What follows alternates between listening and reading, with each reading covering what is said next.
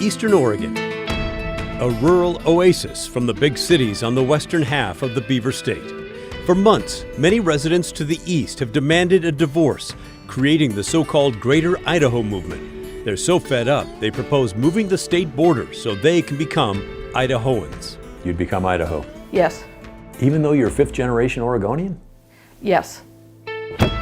Many feel those in Salem are not listening and don't care.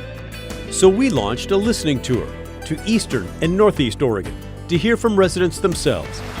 From the culture in the small town of John Day. What goes on here is night and day different than what goes on in Portland. It's a whole different experience.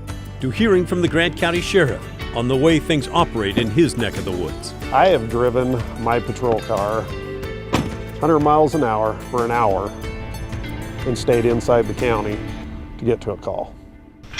To the issues top of mind for a rancher after wolves killed his dog just outside his home. What's going to kill him if it's not for a human?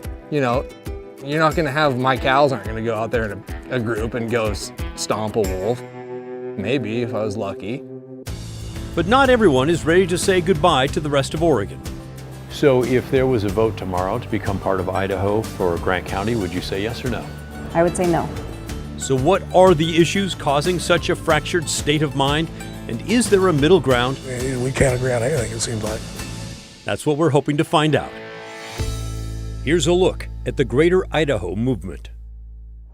Oregon is at a point of crisis, something that's been growing for decades, the urban-rural divide. Folks out here in central and eastern Oregon are so frustrated that if there was a vote tomorrow to move the border with Idaho, many would vote yes. Now, we don't think that'll ever happen, but it does show you how frustrated they are. And there is a deep, burning anger. A lot of folks out here feel that the cities are so big, they can pass any law they want that may work for the cities, but has statewide consequences, and that they can't stop it no matter what. They feel like nobody's listening. So we've decided to come out and hear what they have to say in an effort to amplify their voices.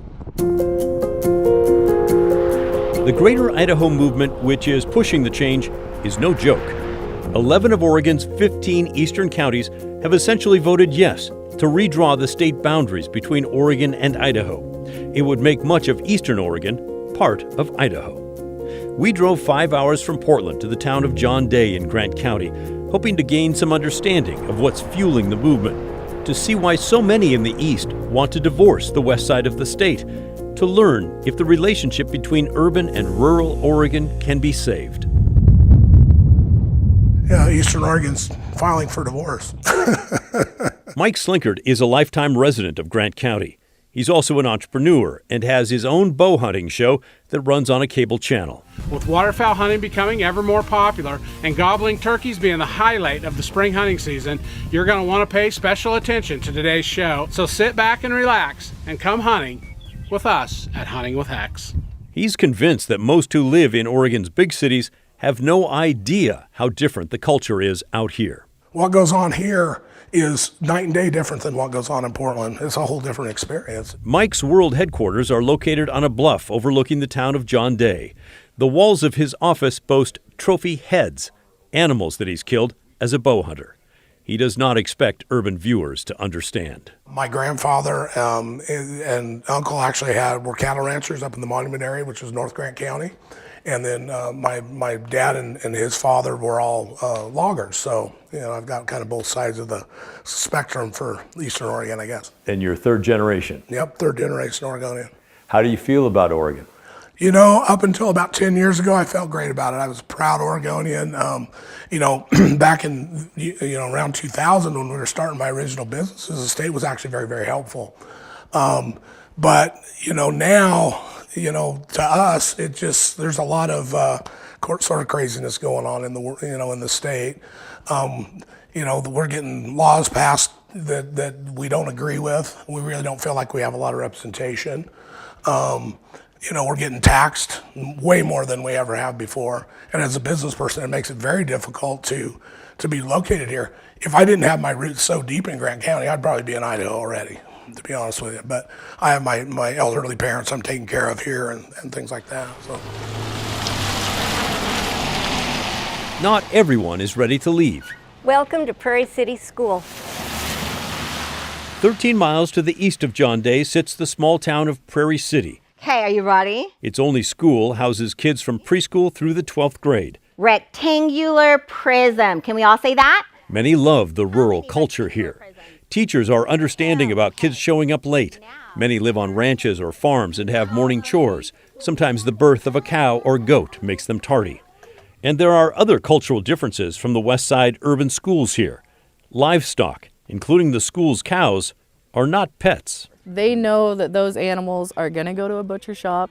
They know that someone's going to eat them. So it's a whole different mindset opposed to something that you'd have in your backyard, or it's just different. Amanda Rockhill is a teacher and the school's farm-to-school coordinator. Her students raise the school's cows and pigs. It's JC's dad, the girl we just talked to. Her dad donated these 2 hogs for our program. These 2 will be butchered, and the meat will be going to our cafeteria for our entire school to eat. The differences between Eastern Oregon and Western Oregon are many. To get a sense for small town Oregon, you need to know that everybody knows everybody. You can't get away with anything. And even on Main Street, you can leave your nice F-150 running with no one inside. In all of Grant County, there is just one stoplight. It's right here in downtown John Day. Kathy Gill is a server in town. She has a second job working with adults with disabilities. She loves her part of Oregon.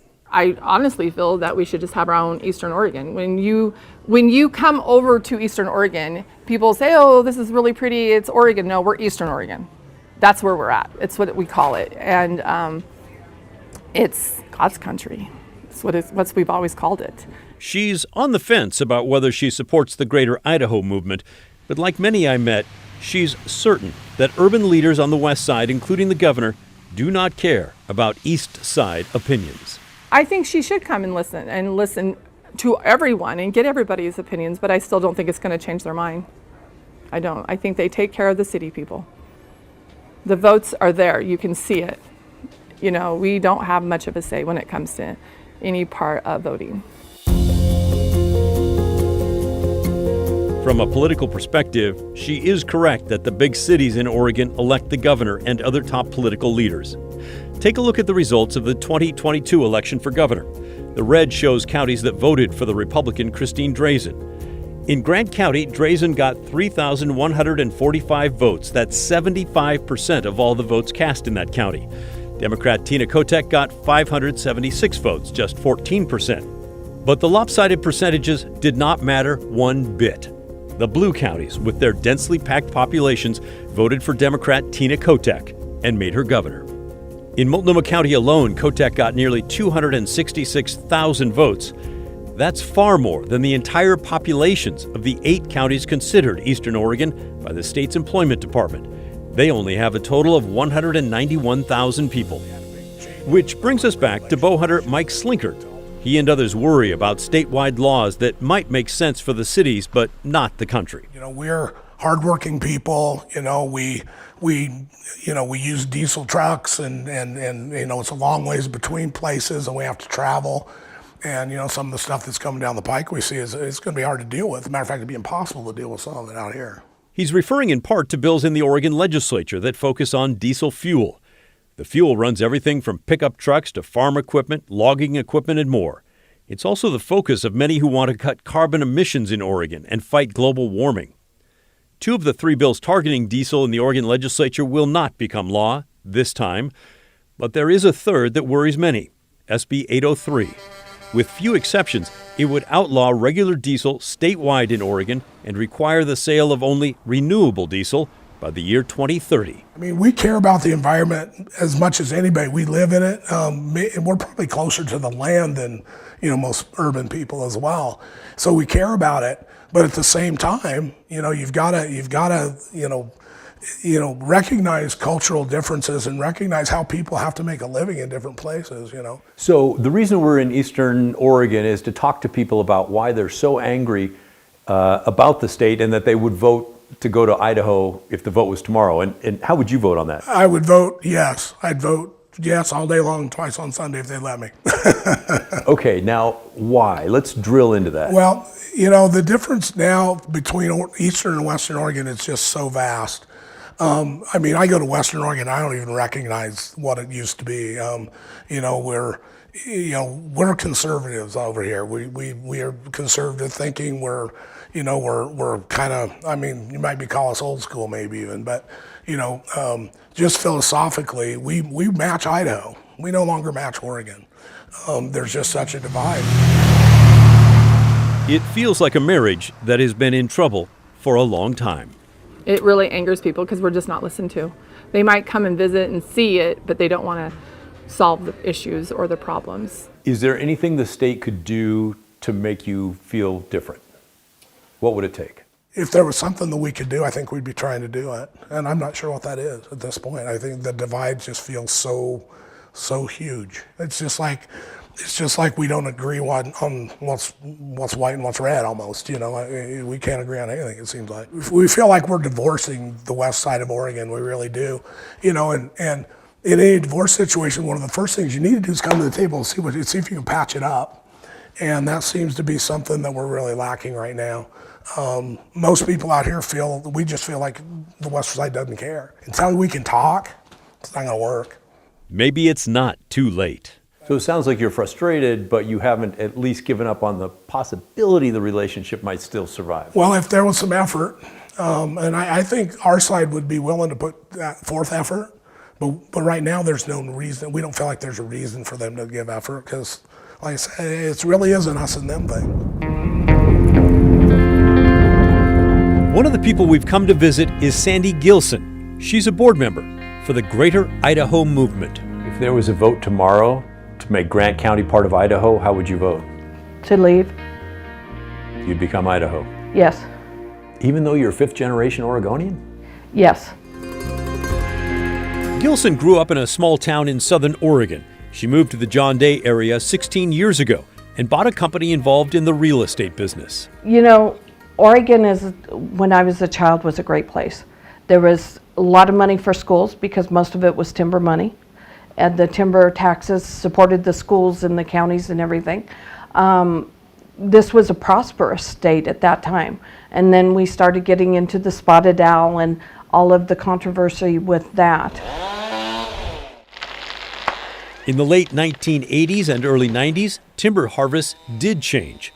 A 2017 report from a group called Headwater Economics noted that Grant County alone lost at least $30 million in timber earnings during the years 2001 through 2014.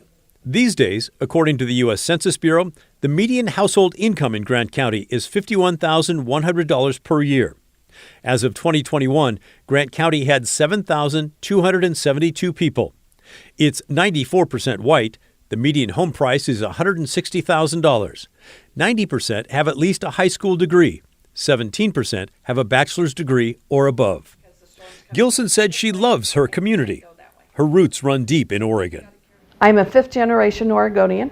My great-great-grandfather was actually a miner out here in Grant County. He came through and did some mining, prospecting during the days that they were prospecting out in here, and then moved to Yam Hill area and settled there and started his family.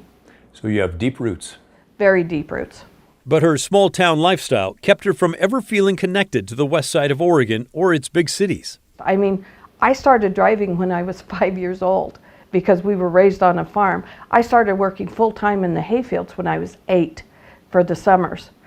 The high school I went to closed if there was a major branding at one of the ranches because we all went to work.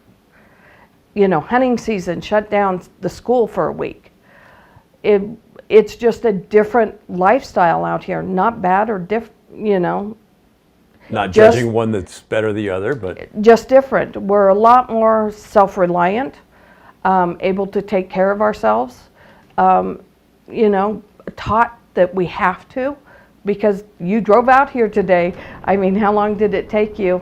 And it's 3 hours to the nearest Walmart from here.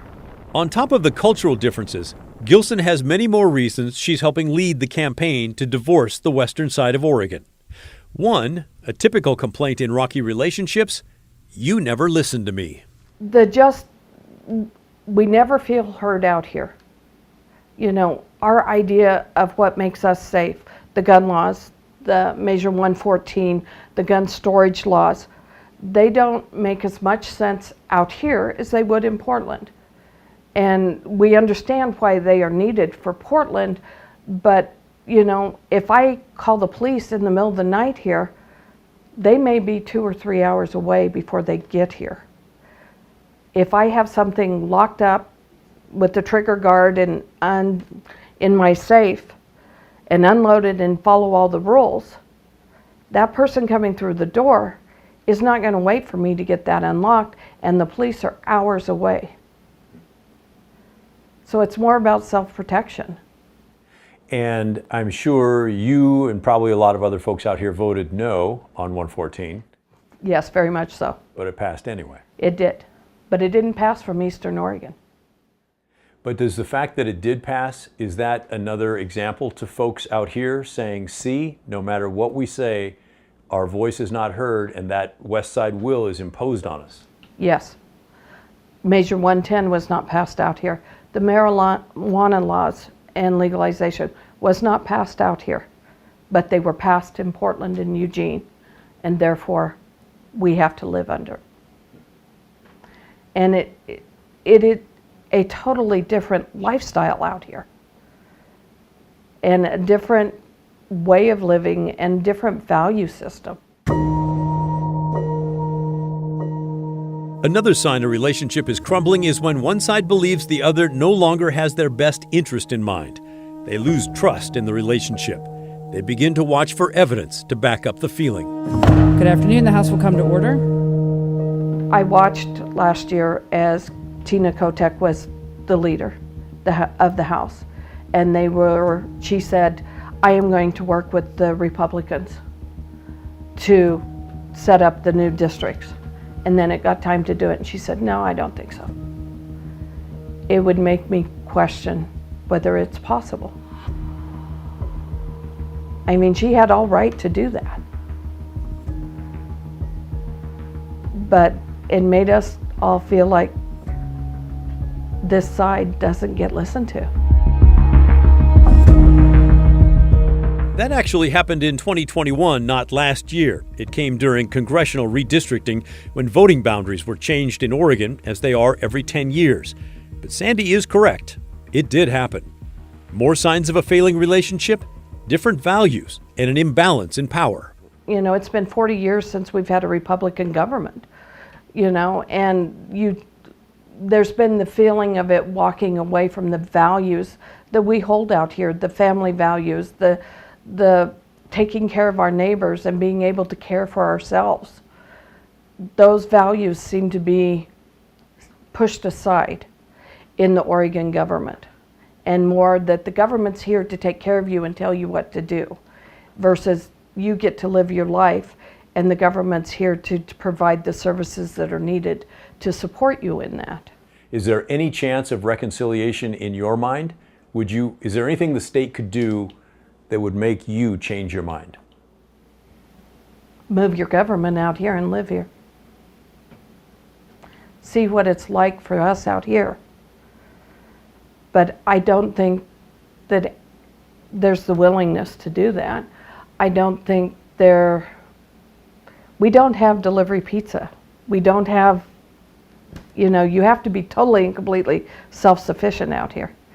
And a lot of people that live in the cities can't. It's a totally different lifestyle and a value system that's totally different. The governor's talking about doing a listening tour. You think that would make any difference to you? It would. We welcome the opportunity to speak with the governor. We would love to have an opportunity to sit down and speak with her like we are speaking now, and having a conversation that was equal give and take on both sides. Do I think it would change anything? No. And it wouldn't make you feel heard? No. We decided to take a break and get some fresh air. Sandy showed me the woods across the street from her home where deer often wander in the evening.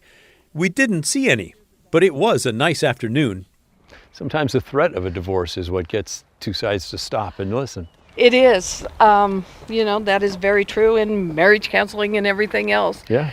But these two sides seem so polarized that something has to stop the polarization.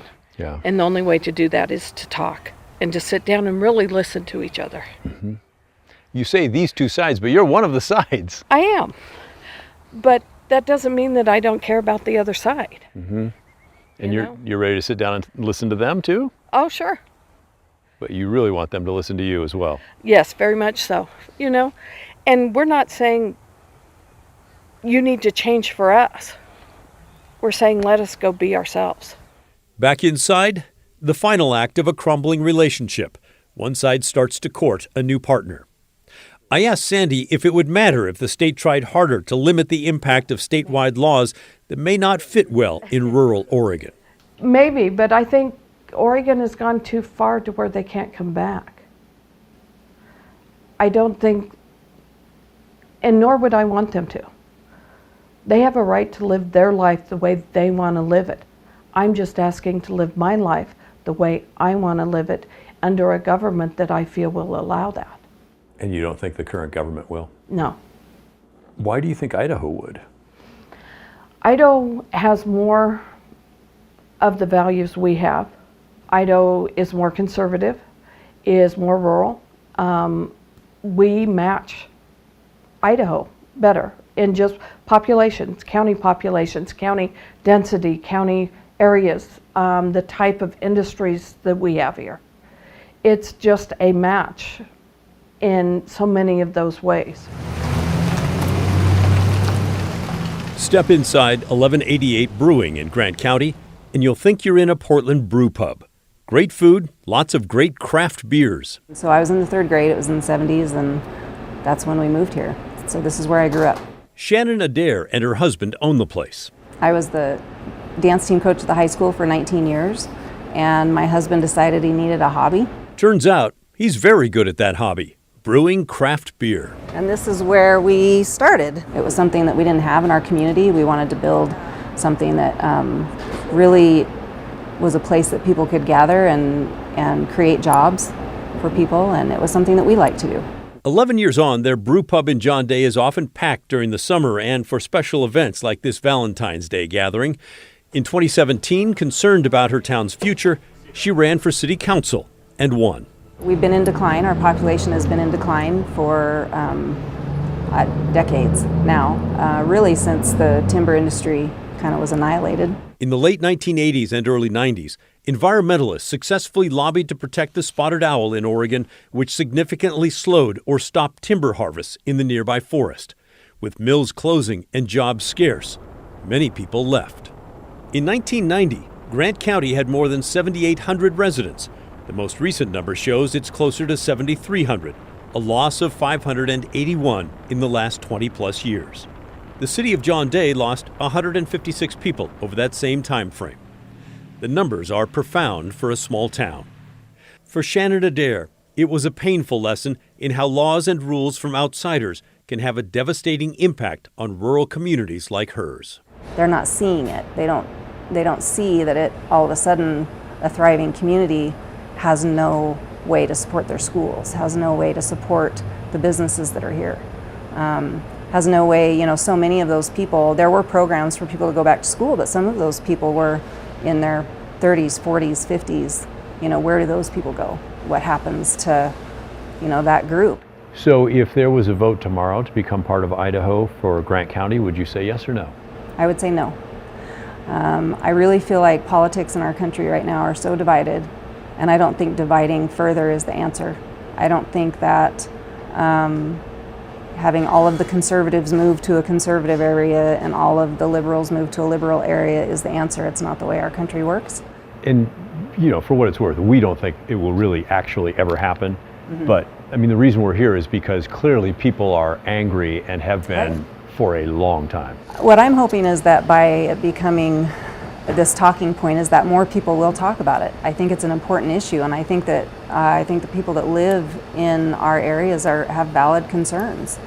And if our legislators could come together and talk more about some of these laws that are getting passed and have a better understanding of how Maybe some of those are necessary in the cities, but maybe they're not necessary out here. So how do we work with each other to accomplish that? There are some instances where the state has made different rules for rural areas. The minimum wage law is a good example. In July of 2022, the state set the wage at $14.75 an hour for the Portland metro area. But in Oregon's 18 rural counties, the rate is $12.50 an hour. Still, Oregon's minimum wage is way above Idaho's, which is $7.25 an hour. And Oregon lawmakers in April, as we're reporting this, may change the law to let Oregonians pump their own gas. As part of that, they've crafted rules that are less restrictive for rural counties than in Portland. But Shannon said there are plenty of other statewide laws that are one-size-fits-all and infuriate people in rural areas.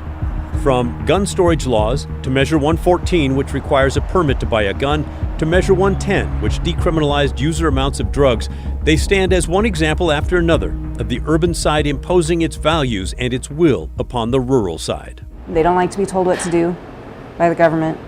They've lived a long time being able to do things the way they want to, which, right or wrong or good or bad, it doesn't really, that's how smaller rural communities are. Despite the frustration, this business owner thinks Oregon's rural community should slow down and think deeply about what moving the state line would really mean. I just think about our personal experience as a brew pub. We also serve hard alcohol here. Well, in Idaho, it's limited on how many liquor licenses could be available. So in our community, according to Idaho law, there could only be 2 liquor licenses for the businesses in our community, and we have 8 in our town. So what kind of impact would that be? Yeah. Would people lose their businesses, their ability to have a business? Then you have cannabis. It's legal in Oregon. It's not legal in Idaho. So many businesses would be impacted by that. So many people that use it for medical reasons would be impacted by that. Those are just really small examples of all of the complex line-by-line items that would have to happen for that to be successful. It's highly unlikely the border will ever move. It would require approval by Idaho and Oregon's legislatures and governors, and then approval by Congress. And even if all that happened, it is possible the fast-growing areas around Boise will create its own urban-rural divide in Idaho. Exactly. The other reason I wouldn't vote for it is because I really believe that there's no guarantee that Idaho will stay conservative. That is not guaranteed. There are a lot of people moving to Idaho, and not all of them because it's a conservative state. Some are going because it's beautiful. Some are going because there's lower crime.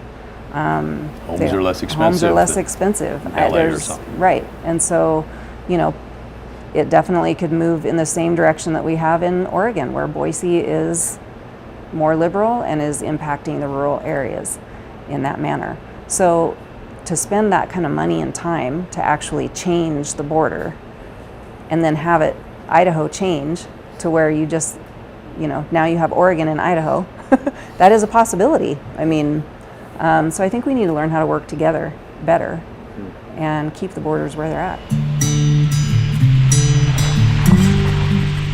In many parts of eastern Oregon, there are likely more cows than people. It's that rural.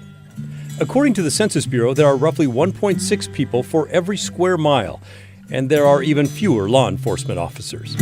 It's a throwback to the historic West, where people are independent and protect themselves without the help of police or sheriff's deputies. People need to be able to defend themselves, and I expect them to out here. Todd McKinley became the sheriff of Grant County in 2021. He's lived in rural Oregon since the late 70s and started working law enforcement in the late 90s. How long does it take to get to a call? It can take, I have driven my patrol car 100 miles an hour for an hour and stayed inside the county to get to a call. Wow. Yeah, so if somebody's in a fight or has somebody attacking them... It's going to be over long before we get there, hopefully. And hopefully the right side has prevailed. It's one reason the sheriff and many on this side of Oregon are frustrated with the passage of ballot measure 114. The gun control law limits the size of gun magazines and requires people to take a class and get a permit before buying a gun. It's currently frozen in an Eastern Oregon court as opponents argue that it's unconstitutional. The sheriff has little patience for that law. And what about under 114? You're going to have to set up a training proposal and give people permits? I don't have the staffing. Yeah. It's just not practical. It is not. It's an unfunded mandate, and I don't know how we expect the local taxpayers to come up with that, and then it's going to deprive them of their constitutional right of owning a firearm if I cannot get that program up and running. And it has to be in the county that you reside. Yeah. So that's, I think, a good example of the frustration of the West Side mandating things for your community. Yeah, absolutely. According to the Secretary of State's office, Measure 114 failed miserably in Grant County, voted down with 3,471 no votes and just 654 yes votes. But on the west side, in Multnomah County, which holds the largest population in Oregon and where the effort to promote 114 began, it passed by a landslide. 266,862 yes votes and just 93,392 no votes. That helped pass the measure statewide. And that's what many in rural communities mean when they say the West Side and the big cities control the state of Oregon. Here on the bluffs above John Day, the wind howls and it seems like you can see for 100 miles. It's gorgeous. There's no tall buildings, there's no city congestion. Everything is different. And one thing that I'm hearing from people out here is that they resent being forced to live under the same laws and rules that may work for the city, but don't work out here. That feeling's been around for decades, but more recently gave birth to the Greater Idaho Movement, which promises to do something about it. The new border, as envisioned by the movement, would cover a total of 15 counties and look something like this. If there was a vote tomorrow to make this part of Idaho, how would you vote? I still don't know. The jury is out on that. I think I'm fairly informed on it, but I don't know if I would be part of a better thing or we'd end up right back where we are. And I think we've kind of talked about that. Can you tease that out a little bit more? Because when we were talking about it, we weren't getting to that part on camera. Sure. So my concern is Idaho going to change with Boise and we be right back in the same place we already are perceived to be? And will they want to get rid of us at some point? You know, it was a bad take, or are we going to want to get rid of them? I just don't know if it's going to be best for both of us. But the sheriff is as frustrated as anyone when it comes to statewide laws passed by voters in the urban counties that impact lives here. Measure 110, for example, which decriminalized user amounts of drugs. During the 2020 vote in Grant County, the measure was voted down, with 2,811 no votes and 1,626 yes votes. However, in Multnomah County, where the measure began, it easily passed with 333,042 yes votes and 115,034 no's. From my side of the view on 110, and I've voiced my opinion before, it's an epic failure. Measure 110 has, from my observations and who we're working with and dealing with, it has not been beneficial. Like many in law enforcement, Sheriff McKinley is frustrated the measure is all carrot and no stick, that there are no consequences now for drug use and no incentive for users to stop. Do you think there's more drugs in the county because of it? Absolutely. And more people using? Sure. Hard to quantify, but I believe what I see out there, that's accurate. And I think on one of the outtakes of that is our mental health calls that we're getting also. Drug-induced psychosis, different drug-related issues that are affecting the mental health, and we're seeing more and more of that. And it's hard for the treatment provider to help them if they show up at the hospital and they're under the influence because they need to be sober for them to be able to help them. And now the tool of getting them into jail on a crime for the possession and actually using that as the stepping stone to get them to get help is gone. I can't even have them here, get them sobered up. They go see a treatment provider sober, and usually they do that while they're in custody. that's ended.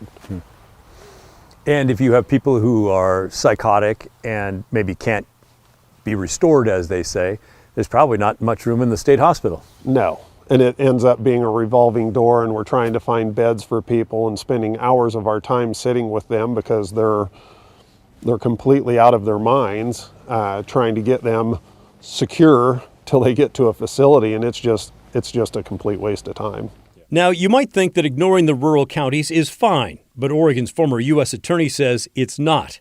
It's dangerous. That I, grew up in rural settings in Washington and Idaho, and I get it. I understand why there's this anti-federal government sentiment. Billy Williams was the top federal law enforcement officer in the state of Oregon from 2015 until 2021.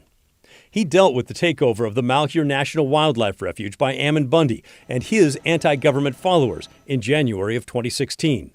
It happened right next door to Grant County. I dialed him up for a Zoom call as I wondered about the danger posed by the overwhelming feelings many have in rural Oregon that the people controlling the state in the big cities do not care about them. With this divide, and if it continues to grow, does that create fertile breeding grounds for these anti-government groups? It absolutely does. And look, the Bundys and their followers and other far-right extremists love these opportunities because that's where they inject themselves. Ammon Bundy and dozens of armed occupiers took over the Malheur National Wildlife Refuge and held it for most of January as a protest against the federal government. Bundy was eventually arrested and a member of his group, Lavoy Finicum, killed on January 26th as they drove from the refuge to a meeting in Grant County. They had planned to meet with the sheriff at the time, Glenn Palmer. For Williams, the former U.S. attorney, it's a reminder that the feelings generated by the urban-rural divide could easily lead to violence. Extremists thrive for those days of extremist engagement, right? They want those awful things to happen because they don't care about people. They only care about their own perspectives, and I could see this leading to something like that, whether it be Waco or Malheur or anything else, or more gun violence, going on. Somebody who's just an extremist or somebody who has some mental health issues and they find themselves in the possession of a gun and open fire. We don't want that. We don't need that. Back in Grant County, the new sheriff, Todd McKinley, is also aware of the danger. But despite the lack of political clout his rural population has in the rest of Oregon, he is hopeful that things will get better. Some of us are in this fight for the long haul, and that's why we're still here. We still have hope.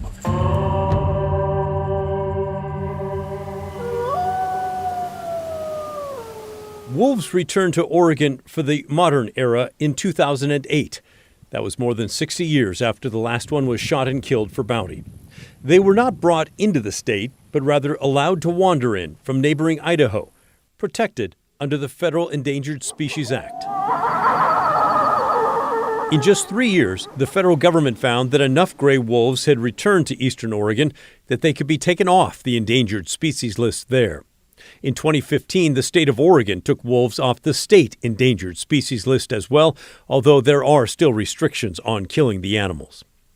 By the end of 2021, the state reported at least 21 different wolf packs in Oregon, with at least 175 members. This map from Oregon Fish and Wildlife shows where most of the packs are now located. See the upper right-hand corner of the state? That's where most are found, and that's where we are headed. We'll drive 100 miles north and east from John Day in a snowstorm to reach a tiny town called Medical Springs.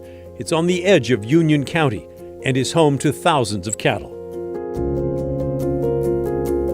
Lots of people out here feel ignored by the big cities, which have significantly higher populations and therefore all the political power. The urban areas can decide what they think is best for everyone, and the rural areas just have to live with it. And that includes wolves. I'm not a biologist here, but it seems to me like there's 3 packs here around this area, And it's breeding season right now, so you tell me what the wolf numbers are going to look like here in another few months when those females have pups. Coleman Lay is a 30-year-old rancher. I am the 6th generation, and my son is the 7th. My great-great-great-grandfather homesteaded up the road about 7-8 miles, about 125 years ago, and built a family here, and I'm the tail end of them, I guess. And my little boy and little girl are the 7th, so. He has a degree in marketing and supply chain management from Boise State and loves this land and his herds of cattle. I visited during calving season. He has 1,000 mama cows, as he calls them. The moms of these 2 little ones did not survive. Coleman showed me how to give one a bottle of warm milk. When we were finished, I learned that around hungry calves, it's best to keep your guard up. I think you're about done there, pal. Will they just stop, or shall I pull it out? You'll hear, did you hear that air kind of go out? Yeah, that one's done. A shot to the to say thank you. Yeah. Thank you. Sorry. That's all I got. A good lesson for a reporter from the city. Really? As I recovered, Coleman talked about the Greater Idaho Movement. The Greater Idaho Movement, to me, like, is more of the fact that there's just so many people who are so tired of, like, not having a say. They're like, hey, my life is basically being dictated by a completely other side of the state that has nothing, that really has no clue what we're dealing with over here. During the birthing season, Coleman spends long days checking on the young calves. He tells me this one is fine, that one is too. While Coleman's working with the cattle, he has one predator that he worries about all the time: the wolves. And around here, it's not a theoretical concern. In early February, wolves came right here to his home and attacked and killed his dog. He shared this picture with us. We're blurring out most of it. It's too disturbing to show. He said ODFW biologists inspected the remains of his dog, named Dodge, and confirmed he'd been killed by wolves. Coleman said it happened overnight while he slept. Obvious question, but I'm sure you miss your dog. Yeah, I miss him every day. It's not the first time wolves have attacked here. Coleman shared this picture of a cow killed by wolves and said there are others.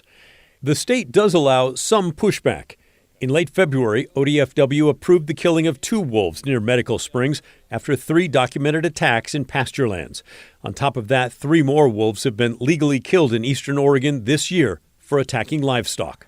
Yeah, this is a major problem. Like, I don't feel safe with going on walks with my dogs. I don't feel like my family, like, I got to have an eye on them at all times. Coleman turned to Facebook to share news of his dog's death. But it was more of the fact I wanted to post that to realize, like, hey, this is what we're dealing with. Like, we're really struggling. Like, you know, there might be some folks that hear or see of a dead cow picture. You know, they're like, hey, the wolves killed that cow.